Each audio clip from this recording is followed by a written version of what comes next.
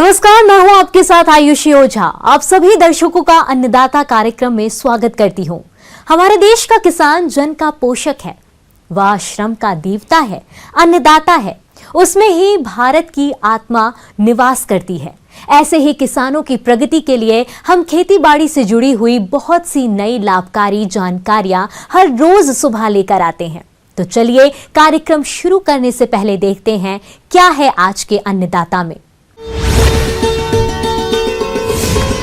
Poly house में carnation फूल की खेती से अच्छी आय कमा रहे किसान की कहानी। आम में गमोसिस रोग की रोकथाम के उपाय।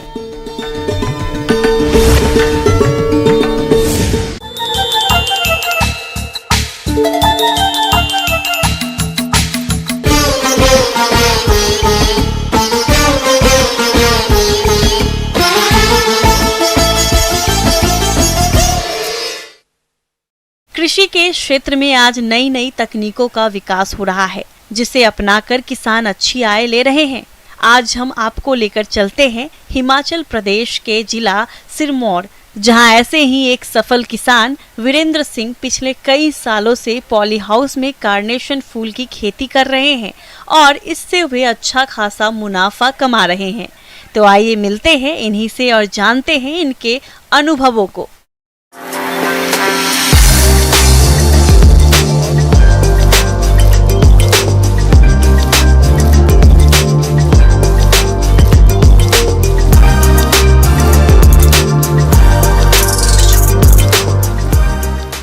ये जो मेरा पॉली हाउस है ये 1000 स्क्वायर मीटर का पॉली हाउस है और मैं पिछले 10 वर्षों से कार्नेशन की खेती कर रहा हूँ।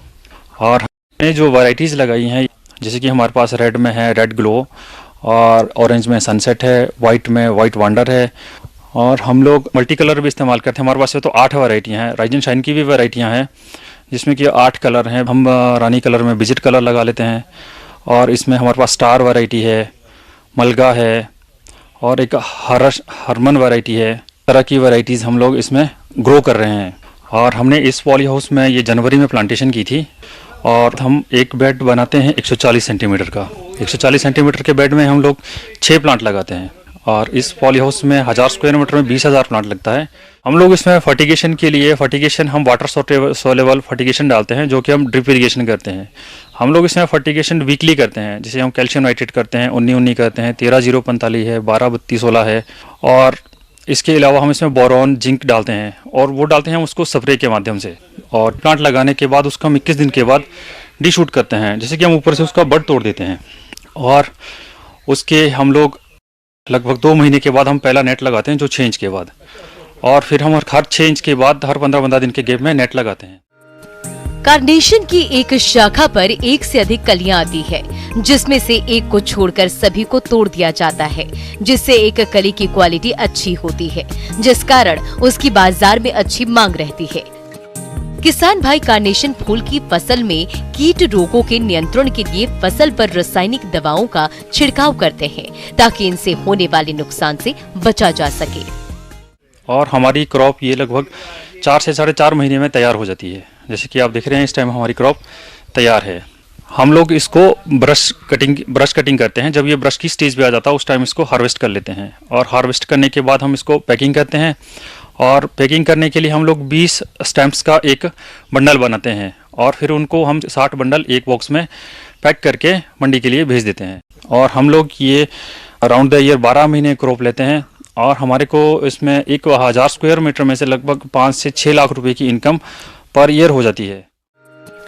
किसान भाइयों, अगर बाजार की व्यवस्था अच्छी है तो कार्नेशन की खेती से आप अच्छी आमदनी ले सकते हैं। अगर इन किसान भाई के 1000 वर्ग मीटर एरिया की कार्नेशन फसल की कुल आय व्यय की बात करें तो इतने एरिया में लगभग 20,000 पौधे आते हैं, और प्रति पौधा 12 से 15 फूलों का उत्पादन प्रति वर्ष होता है।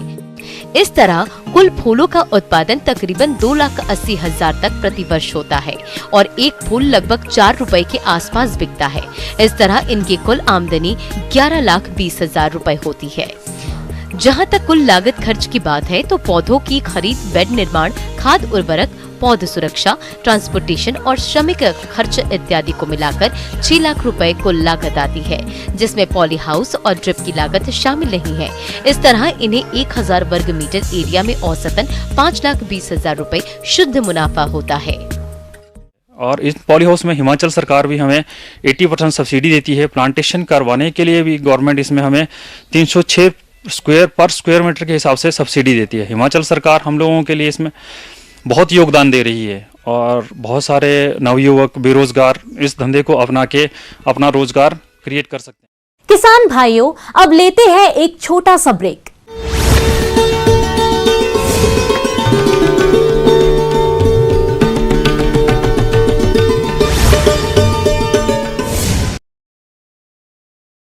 स्वागत किया है। सुनिए पूर्व केंद्रीय कानून मंत्री अश्विनी कुमार ने क्या कहा है।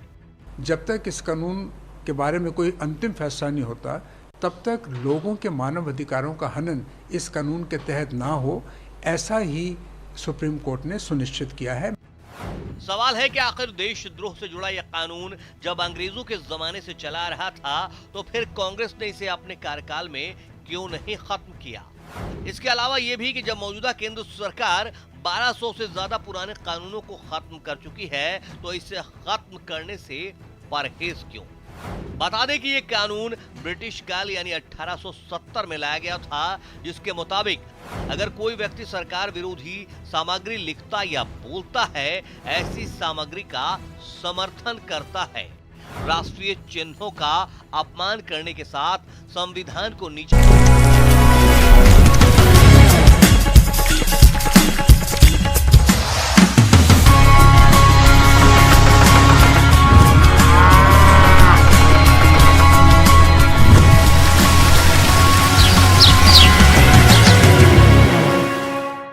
ब्रेक के बाद आप सभी दर्शकों का अन्नदाता में स्वागत है।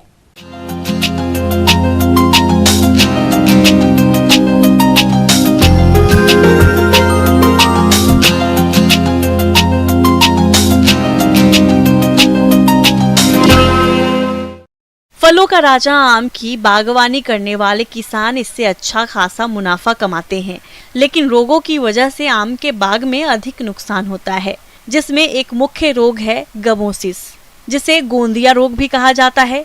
इस रोग के पहचान के मुख्य लक्षण क्या है और रोकथाम के लिए किसान भाई कौन कौन से उपायों को अपनाएं, जिससे आम का बाग इस रोग से बच सके और अच्छा फलोत्पादन मिल सके, इस बारे में जानकारी देने के लिए हमारे बीच उपस्थित हैं विषय विशेषज्ञ डॉक्टर फूलचंद।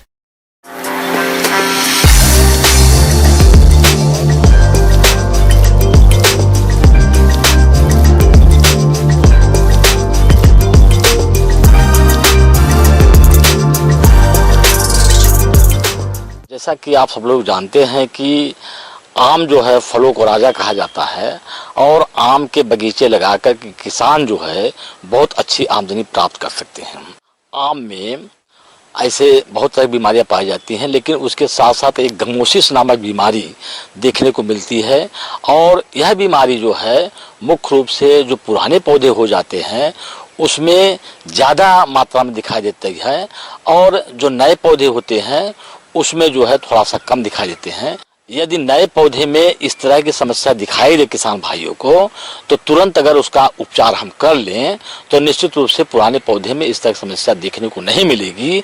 और इसके चलते जो क्षति होती है, एक तो पौधे सूखने लगते हैं, टहनियाँ सूखने लगती हैं, जो आक्रांत टहनियाँ होती हैं, शाखाएं होती हैं, उससे फलन कम होता है, उसमें फल की साइज छोटी हो जाती है, तो इस तरह से नुकसान देखने को मिलता है। आम को फलों का राजा कहा जाता है। इसकी बागवानी करने वाले किसानों को इससे काफी लाभ होता है, लेकिन कभी कभी रोगों के कारण इसमें फलों का उत्पादन कम हो जाता है।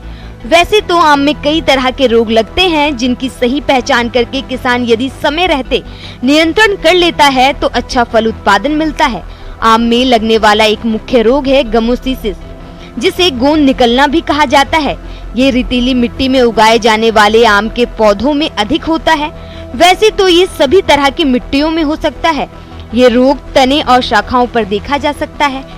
तो इस रोग की पहचान के लक्षण क्या हैं? जिसे देखकर किसान आसानी से पहचान सके वह इस प्रकार से है। आप लोगों को पहले बताना चाहते हैं कि गमोसिस जो बीमारी है वह किस तरह की बीमारी है और इसके लक्षण क्या हैं।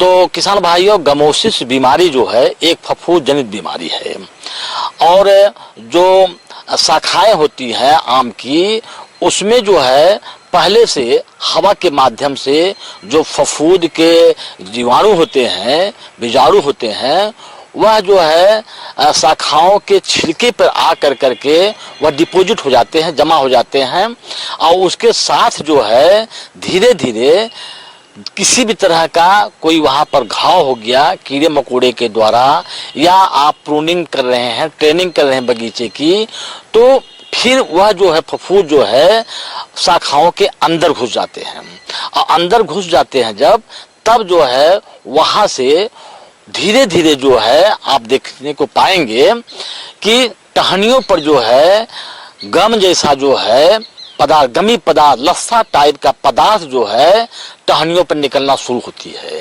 पहले बहुत थोड़ी मात्रा में दिखाई देती है, छोटी एक बूंद के रूप में दिखाई देती है, जैसे मधु आप कहीं डाल दीजिए, ठीक उसी कलर का जो है टहनियों पर दिखाई देती है। फिर धीरे धीरे उसका फैलाव होते जाता है, गम की मात्रा ज्यादा निकलती है और धीरे धीरे टहनियों की लंबाई और उसके चौड़ाई में बढ़ते हो जाती है और जो छिलका होता है टहनियों का वह फटना शुरू हो जाता है। फटने के बाद जो है फिर टहनियां धीरे धीरे वहां से सूखना शुरू करती हैं और नतीजा ये होता है कि वो सूखते हुए वह धीरे धीरे क्रम में पूरी की पूरी टहनी सूख जाती है और अगर समय रहते हम उसका उपचार नहीं कर लेते हैं तो एक शाखा से दूसरी शाखा, दूसरी शाखा से तीसरी शाखा, एक पौधे से दूसरे पौधे, इस तरह से उसका प्रसार होना शुरू हो जाता है और धीरे धीरे बहुत सारे हमारे आम के पौधे, उसकी टहनियां जो है आक्रांत हो जाती है, जिसके कारण टहनी में फल कम बनेंगे, फूल कम बनेंगे, फल की साइज छोटी होगी, तो किसान भाइयों को इसके चलते जो है नुकसान उठाना पड़ जाता है। किसान भाइयों, आपके आम के बाग में गमोसिस रोग का प्रकोप ना हो और यदि हो गया है तो इस रोग से बचाव और रोकथाम के लिए समय रहते कौन कौन से उपायों को अपनाएं जिससे आम का बाग रोग मुक्त रहे और अधिक फल उत्पादन से अच्छा मुनाफा मिले। यदि इस तरह के लक्षण आपके आम के बगीचे में दिखाई देता है तो इसकी रोकथाम के लिए किसान भाइयों को चाहिए कि सबसे पहले जो है बगीचे की साफ सफाई जो है हमेशा करते रहें, उसमें किसी भी तरह का कोई घास पात, कोई तीड़ इस तरह का ना हो, तो साफ सफाई बहुत जरूरी है। और जो आक्रांत पौधे हैं, अगर बहुत ज्यादा आक्रांत टहनियां हो चुकी हैं तो उसको प्रूनिंग कर करके उसको निकाल दें और निकाल करके कहीं दूर ले जा करके जमीन के अंदर गाड़ दें। जो मोटी टहनियां हैं जिसको हम काट नहीं सकते हैं, उसे निकाल नहीं सकते हैं, उसके रोकथाम के लिए जो आक्रांत भाग है उसको सबसे पहले एक तेज चाकू ले लें और ऊपर का छिलका, जो आक्रांत भाग का छिलका है, उसे पहले तेज चाकू की मदद से उसे छिल करके हटा दें। इसके रोकथाम के लिए मैंने ब्लाइटास 50 नामक दवा बाजार में मिलती है, जिसे ब्लू कॉपर के नाम से भी देखा जाता है, ब्लू कॉपर के नाम से बाजार मिलती है और यह कॉपर ऑक्सीक्लोराइड इसका रासायनिक नाम है और ब्लाइटास या ब्लू कॉपर के नाम से बाजार मिलती है, जिसका ट्रेड नेम है। इसका एक गाढ़ा घोल बना लें। गाढ़ा घोल बनाने के बाद जो आक्रांत छिलके को आपने हटा दिया और उसे साफ कर दिया, उसके ऊपर लेप लगा दें। लेप लगाने के बाद जो है फिर जो है 15-20 दिनों के बाद जो है पुनः जो लेप लगाए हुए हैं, फिर आप चाकू की मदद से वो दवा जो लगाए हुए हैं उसे फिर हटा दें। हटा कर करके पुनः जो है इसी दवा का इस्तेमाल करें। निश्चित रूप से आप जो है बीच बीच में जब भी इस तरह की समस्या आती है, आप अगर इस दवा का व्यवहार करते हैं तो निश्चित रूप से धीरे धीरे ये समस्या जो है आम की खत्म हो जाएगी। इस तरह का आप रोकथाम का उपाय कर करके आप आम के बगीचे से अधिक से अधिक फल का उत्पादन प्राप्त कर सकते हैं। आगे और भी है खेतीबाड़ी से जुड़ी हुई बहुत सी रोचक जानकारियां। यहां रुकेंगे एक और ब्रेक के लिए।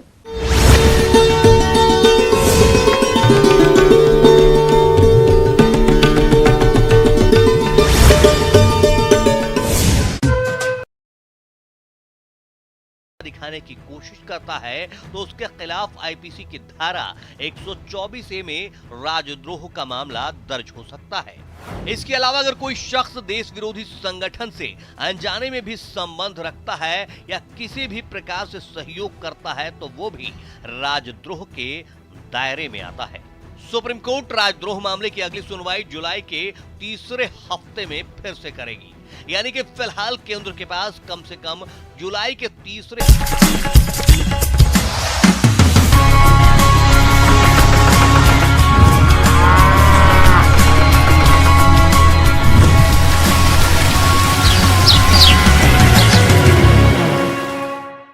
ब्रेक के बाद एक बार फिर से आप सभी दर्शकों का अन्नदाता कार्यक्रम में स्वागत है।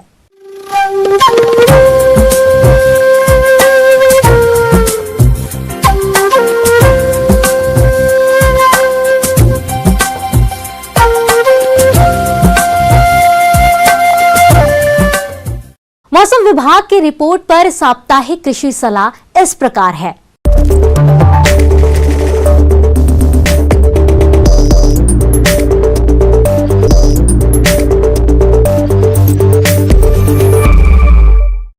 ग्रामीण कृषि मौसम सेवा, भारत मौसम विज्ञान विभाग संगरिया द्वारा भेजे गए मौसम पूर्वानुमान रिपोर्ट के आधार पर किसान भाइयों को सलाह दी जाती है कि आगामी दिनों में 14 मई तक शुष्क व गर्म मौसम जारी रहने का अनुमान है। आगामी दिनों में तापमान और लू की स्थिति में कोई विशेष परिवर्तन के आसार नहीं हैं। आगामी 3 दिनों में अधिकतम तापमान 45 से 46 डिग्री सेल्सियस और न्यूनतम तापमान 29 से 30 डिग्री सेल्सियस रहने का अनुमान है। ऐसे में इन क्षेत्रों के किसान भाइयों को सलाह दी जाती है कि बीटी कपास की बुआई का सर्वोत्तम समय 1 मई से 20 मई है। बीज की मात्रा 450 ग्राम प्रति बीघा रखें। कतार से कतार की दूरी 67.5 सेंटीमीटर और पौधे से पौधे की दूरी 90 सेंटीमीटर रखें। सड़ी हुई गोबर की खाद 25 कुंतल या वर्मी कंपोस्ट 10 कुंतल या सीटी कंपोस्ट 10 कुंतल पहले जुताई से पहले दें और urea 20 kilogram, MOP 12 kilogram, zinc sulphate 4 kilogram अंतिम जुताई से पहले तथा एसएसपी 62 किलोग्राम बिजाई से पहले अंतिम जुताई के बाद प्रति बीघा की दर से उपयोग करें। बीकानेरी नरमा कपास की बुआई का उपयुक्त समय 15 अप्रैल से 15 मई तक है, परंतु बुआई मई के अंत तक की जा सकती है। कपास के बीजों से रेशा हटाने के लिए व्यापारिक गंधक के तेजाब का प्रयोग करें। 10 किलोग्राम बीज के लिए 1 लीटर गंधक का तेजाब पर्याप्त होता है। जिन खेतों में जड़ गलन रोग का प्रकोप अधिक होता है उन खेतों में बुआई से पहले 2.5 किलोग्राम ट्राइकोडर्मा हार्जेनियम को 50 किलोग्राम आर्द्रता युक्त गोबर की खाद में अच्छी तरह से मिलाकर छाया में रख दें। इस मिश्रण को बुआई के समय 1 बीघा में पलेवा करते समय मिट्टी में मिला दें। गत फसल की कटाई के बाद मिट्टी पलटने वाले हल से जोतकर खेत खाली छोड़ दें। मई के दूसरे पखवाड़े में धान की नर्सरी तैयार कर सकते हैं। धान की सिफारिश की गई किस्मों में पूसा बासमती 1121, पूसा बासमती 1509, मुच्छल बासमती, परमल धान जिसे PR 126 के नाम से जानते हैं, PR 106, BK 190 का चयन कर सकते हैं। मूंगफली की बुआई 15 जून तक कर सकते हैं। मूंगफली की सिफारिश किस्मों में TGA 37A, HNG 10, HNG 69, HNG 123 के प्रमाणित बीज की खरीद करें। कॉलर रट एवं जड़ गलन रोगों की रोकथाम के लिए बुआई के 15 दिन पहले 1 किलोग्राम ट्राइकोडर्मा हार्जेनियम प्रति बीघा की दर से 12 से 15 किलोग्राम सड़ी हुई गोबर की खाद में मिलाकर छाया में रख दें और बुआई के समय भूमि में मिला दें। मिट्टी की जांच से हमें मिट्टी की उपजाऊ शक्ति, जमीन का खारापन, अम्लीयता के बारे में पता चलता है। इसके अलावा मिट्टी जांच से हमें जैविक कार्बन और जमीन में फसल उत्पादन के लिए जरूरी पोषक तत्वों की मात्रा और फसल से पूरा उत्पादन लेने के लिए कितनी और खाद देने की जरूरत पड़ेगी इसका पता चलता है। बागवानी फसलों में केवल शाम या सुबह के समय ही सिंचाई करें। मिट्टी की नमी को संरक्षित करने के लिए फसल अवशेष पुआल या पॉलीथीन के साथ मल्चिंग करें। तापमान अधिक होने की संभावना को देखते हुए किसान भाई सब्जियों की तुड़ाई सुबह या शाम के समय करें तथा इसके बाद छायादार स्थान पर रखें। बेल वाली फसलों में नमी बनाए रखें, अन्यथा कम नमी होने पर परागण पर प्रभाव पड़ेगा। इससे उत्पादन में कमी आ सकती है।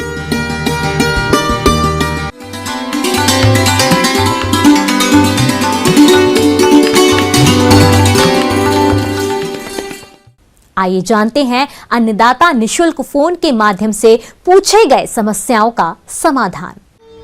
आज के अन्नदाता हेल्पलाइन में जिस प्रश्न को कार्यक्रम में शामिल किया गया है उसे पूछा है राय सिंह नगर जिला श्री गंगानगर के किसान सुखदेव सिंह ने। आप स्वच्छ दूध उत्पादन पर जानकारी चाहते हैं तो सुखदेव जी आपकी जानकारी के लिए प्रस्तुत है कार्यक्रम का यह अंश।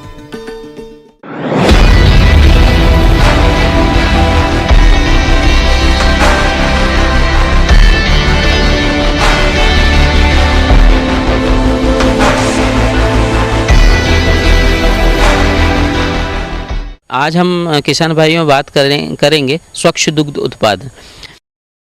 हमारे कुछ पशुपालक भाई गाय तथा भैंसों का दूध निकालते समय लापरवाही करते हैं, जिसके कारण दूध की गुणवत्ता तो खराब होती ही है, साथ ही साथ ऐसे दूध का सेवन करने वाले मानव के स्वास्थ्य पर भी बुरा प्रभाव पड़ता है।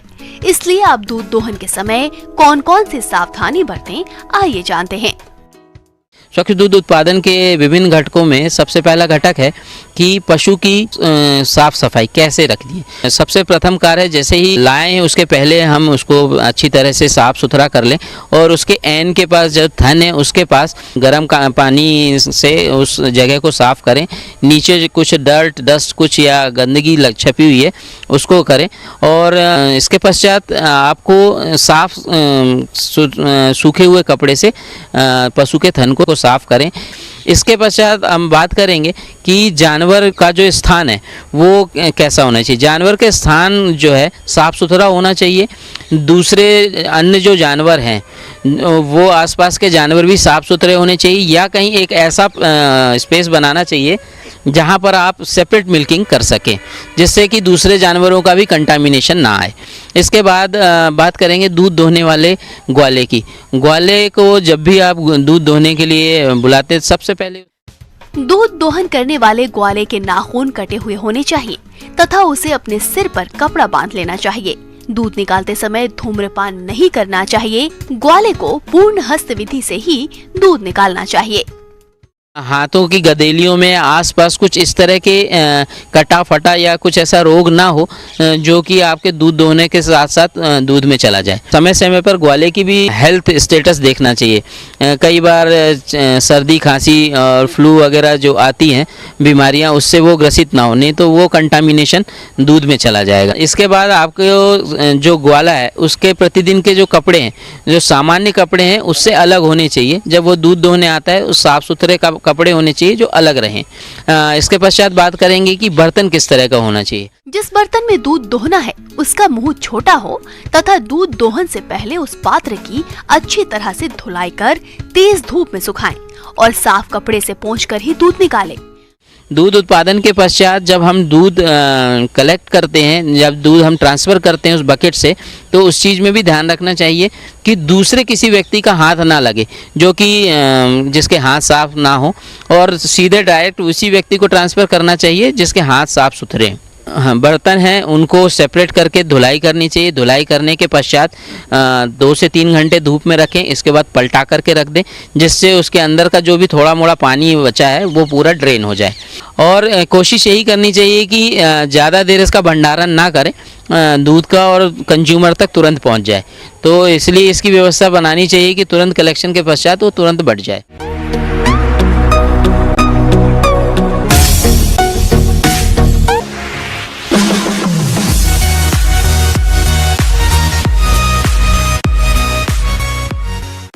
एक नजर डालते हैं राज्य के कुछ मंडियों के प्रमुख फसलों के बाजार भाव पर।